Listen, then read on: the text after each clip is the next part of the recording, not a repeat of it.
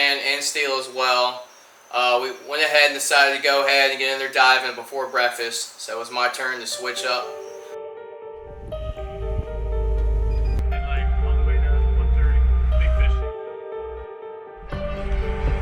I haven't even marked the spot yet. It's a good sign. So as we're gearing up, getting ready to get dropped on the spot, Steele's driving the boat. I'm putting my wetsuit on, putting my tank on, my gear slowly. I try not to overheat myself. We're diving deeper depths than people normally do. As we're gearing up on the back of the boat, we're trying to stay as calm as possible, keep our heart rate down. We're diving these deeper depths, 190, 200 foot. You're going to get nitrogen narcosis pretty quickly, so you want to make sure your heart rate is as low as possible when you enter that water. So I will actually do a free dive and breathe up before I do a deep tank drop on scuba. For me, it just mentally prepares me and gets me in that chi moment where I'm nice and relaxed and just ready to go down there and hunt and be focused. All right, ready.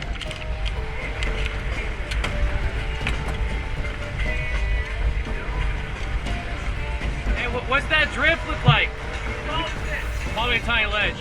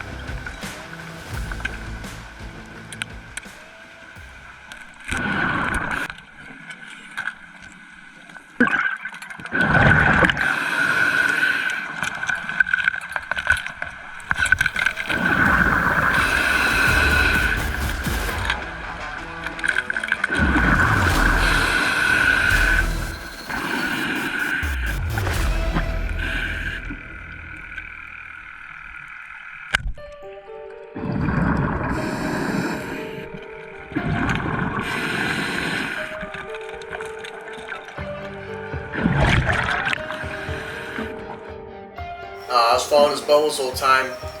I could barely see him because the waves were crashing and it's hard to differentiate the bubbles from the waves in him, but I was able to stand him pretty good. And he shot a gag and an African pompano and he came up to decompress. He picked up a couple good fish, added to the box. So not a bad dive at all.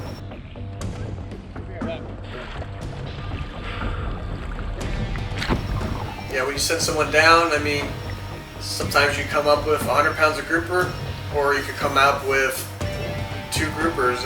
It's really a matter of just getting the fish on the boat, just putting work in, and just trying to go down there and do it, because you don't really know what you're going to get. If you send someone down there, that's the only way you can know what you're going to get. And what group on First light, we jumped in and dove. We basically worked the whole morning, and by then we were starving. We didn't eat anything, so we got excited to finally eat some food. We burned so many carbs, we were just ready for it. I decided to start cooking eggs and bacon for the crew.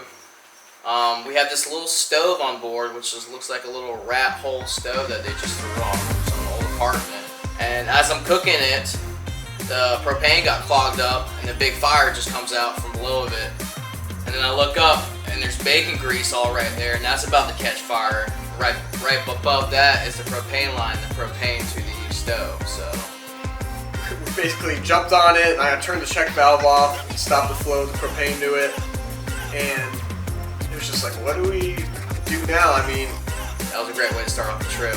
We still had another 4 or 5 days left and we had no way to cook any food.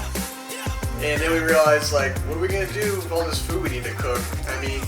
We could shoot fish and eat them for sashimi if we have to, but then that's fish we could get paid for. That's why we're out here. So it was a weird thing trying to figure it out.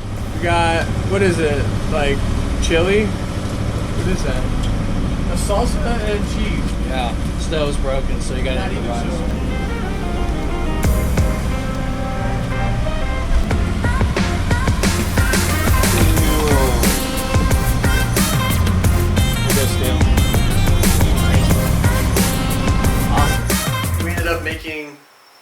cheese sandwiches.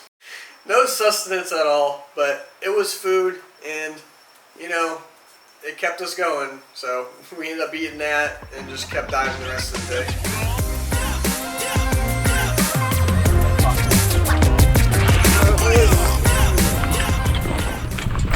So I threw my tank on. Just made sure I had all the gear ready to go. We're about to drop down on a ledge in about 110, a lot shallower. It's always good to go shallower after doing a deep dive like the last one. It's about 180 feet.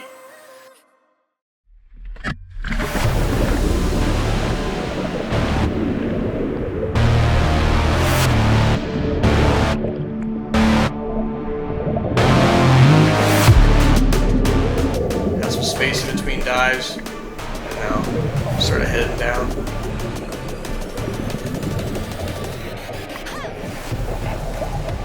Try to wear a lot of weight, not just for when I have a lot of fish on my stringer that tend to float me up more, but also so I can let all my air out when I first get in the water and I sink like a rock. And I kind of fall down right on the fish when I'm tank diving. And I can hold my breath on the way down when I'm getting close to them, and not even have to move my fin sometimes. I can just glide over and shoot them. Just that helps a lot. Fish really don't like when you're tank diving, especially because the bubbles and you're just more bulkier and you just look way more like a predator.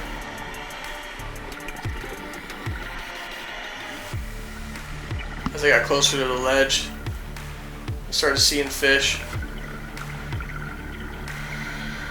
Nothing shootable yet.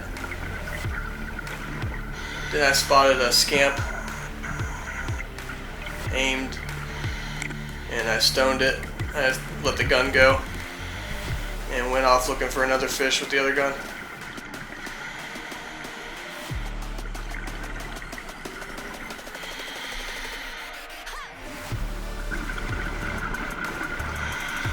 Didn't see anything right away, so I went back to reload the scamp.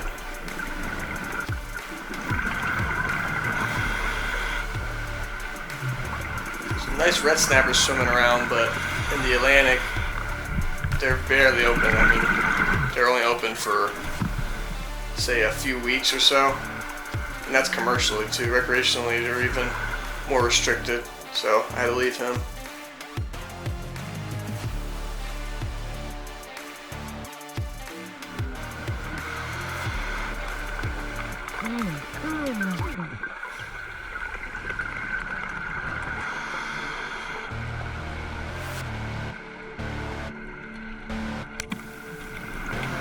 I ended up shooting another grouper over here. Shot a gag grouper.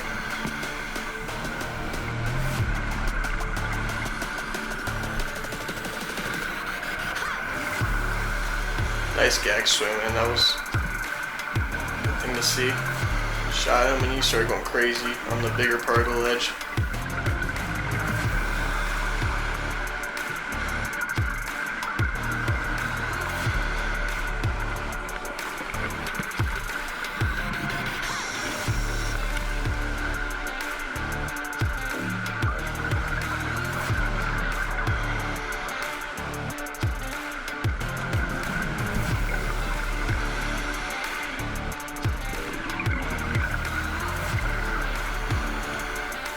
I ended up seeing a scamp above them, so I pulled out my other gun, shot that scamp too.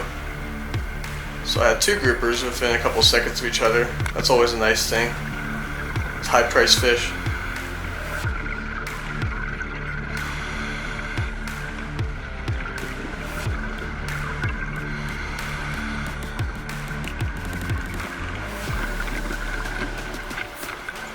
Had to fight this scamp around a couple rocks and everything. It was a big scamp though. Back south we don't get scamps this big. This thing is a monster.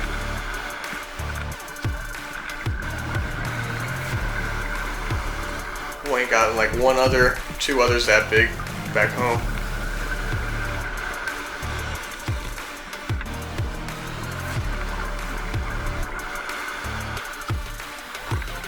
Disabled them real quick. Threw on the stringer so I can reload and shoot some more.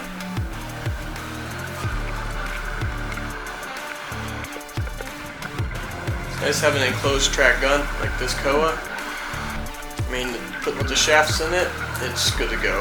Like, you can't miss the trigger mech once it's in that track.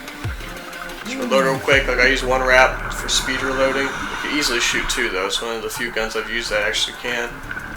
And I keep 4 bands on it, but I normally use 3. So that way, if one breaks or something, I can always, you know, have a spare. Sometimes I'll use 2, like I just shot this scamp here. Smaller fish, it still works good with 2. Pretty solid dive. Got 5 or 6 grouper. Can't complain. I wish I could always do that.